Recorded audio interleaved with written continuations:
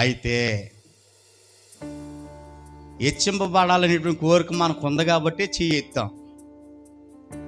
ఫిలిప్పీ పత్రిక రండి ఒకసారి. ఫిలిప్పీలకు రాసిన పత్రిక 2వ అధ్యాయం.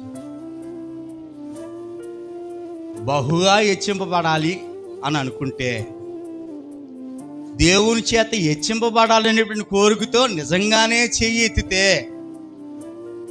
మనం ఒక్కరి మనసు కలిగి ఉండాలట.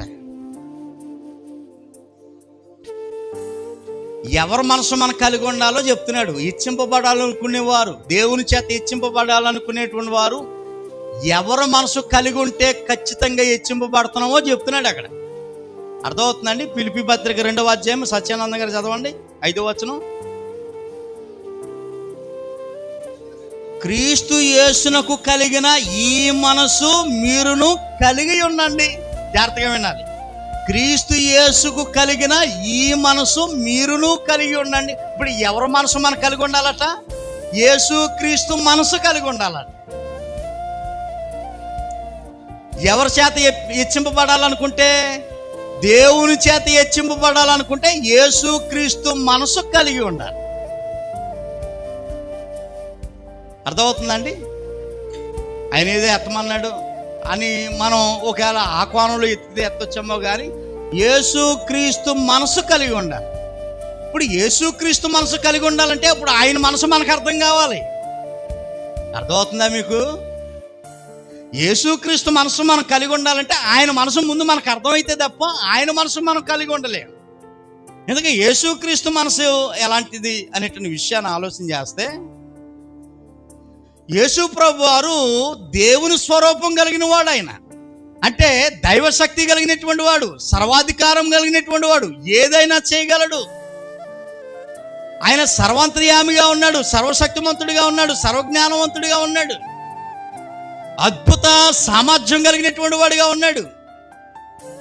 అవసరమైతే చనిపోయిన వారిని సహితము బ్రతికించగలిగినటువంటి శక్తి ప్రభువుకు ఉంది. అంతటి శక్తిమంతుడైనటువంటి మన ప్రభు దేవునితో నేను సమానంగా ఉండాలి, నేను అసలు తగ్గించుకోను, అందులో ఏమాత్రం అనుమానం లేదు, నేను తగ్గించుకోవడం నాకు ఇష్టం లేదు అని అనలేదట ఆయన. మాట్లాడటం చేసుకోవాలి.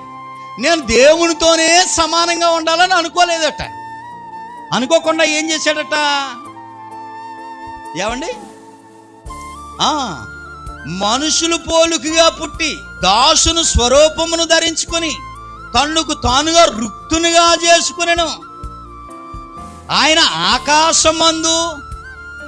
ఆకారమందు మనుషునిగా కనబడి మరణము పొందినంతగా, అనగా శిలువ మరణము పొందినంతగా విధేయత చూపిన వాడు తన్ను తాను. దేవుడంతటి వాడు, సర్వశక్తిమంతుడు, సర్వాంతర్యామి అయినటువంటి దేవుడు, మన ప్రభు అయినటువంటి రక్షకుడు తన్నుకు తానుగా ఏం చేసుకున్నాడట? తగ్గించుకున్నాడట. దాసుడుగా, రుక్తినిగా, తన్నుకు తానుగా తగ్గించుకున్నాడ. అసలు వాస్తవానికి మన ప్రభు ఈ లోకానికి సంబంధించిన వాడు కాదు, పరలోకవాసి. పరలోకానికి సంబంధించినటువంటి మన ప్రభు తన్నుకు తానుగా తగ్గించుకుని ఎక్కడికి వచ్చేసాడు? లోకంలో మన మధ్య జీవించడానికి ఈ లోకానికి వచ్చేసాడు.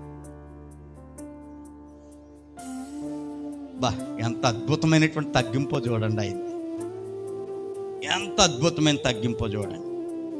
ఏమండి? ప్రభు అంతగా తగ్గించుకున్నాడు కదా, మరి ఏమైనా దేవుని చేత హెచ్చింపబడ్డా? యేసుప్రభు మనసు మంచిది.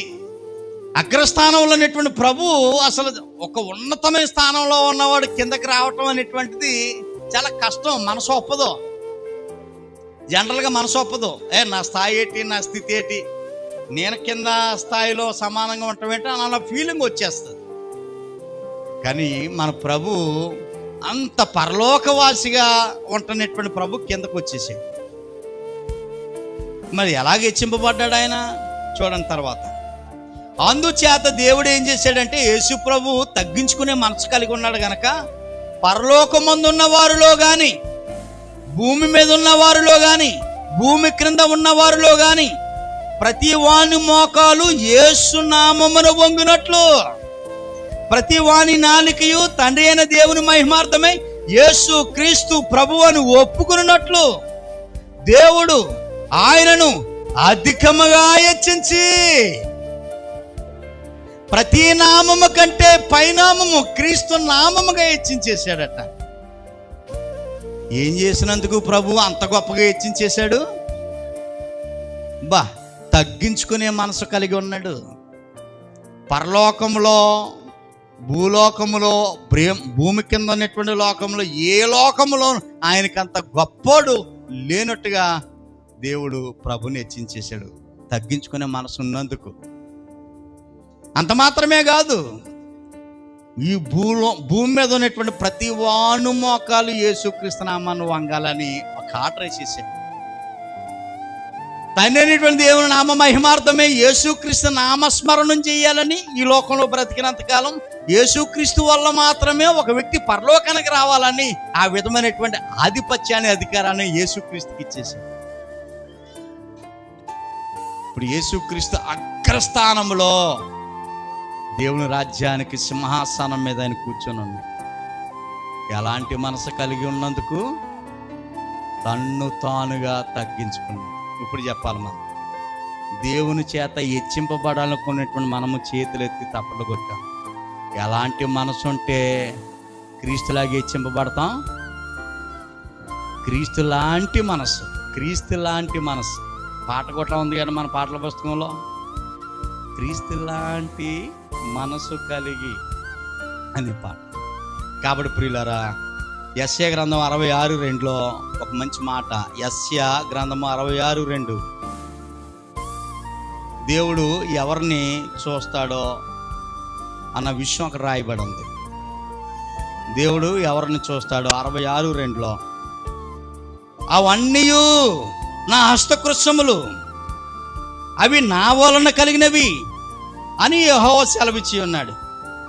ఎవడు దీనుడై నలిగిన హృదయం గలవాడో, నా మాట విని నడుచుకుంటాడో వానినే నేను దృష్టించుచున్నాను. అర్థమవుతుందా? ఈ లోకంలో ఎవరైతే దీనత్వం కలిగి, దీనత్వం అంటే తన్ను తాను తగ్గించుకుని నా మాట వింటాడో, నా మాట వినడానికి ఆసక్తి చూపుతారో, నా మాటలు వినడానికి దేవుని సన్నిధానానికి పరిగెడతారో వారిని నేను ఏం చేస్తానంట? దృష్టించుచున్నాను. వారిని మాత్రమే చూస్తాను, వారిని మాత్రమే హెచ్చిస్తానని దేవుని వాక్యం చెప్తాను. కాబట్టి ప్రియులారా, దేవుని చేత మనం హెచ్చింపబడదాం. దేవుని చేత హెచ్చింపబడడానికి క్రీస్తు మనసు కలిగి ఉందాం. దేవుని చేత హెచ్చింపబడడానికి మనకు మానముగా తగ్గించుకుందాం. దేవుని చేత హెచ్చింపబడడానికి దేవుని మందిరానికి వెళ్దాం. దేవుని చేత హెచ్చింపబడడానికి దేవుని మాటలు విందాము. ఆ మాటల ప్రకారం మన జీవితాలను నడిపించుకుందాం. కాబట్టి ఈ మాటలు మన వెనుకల్లో మహాదేవుడు దీవించునుగాక.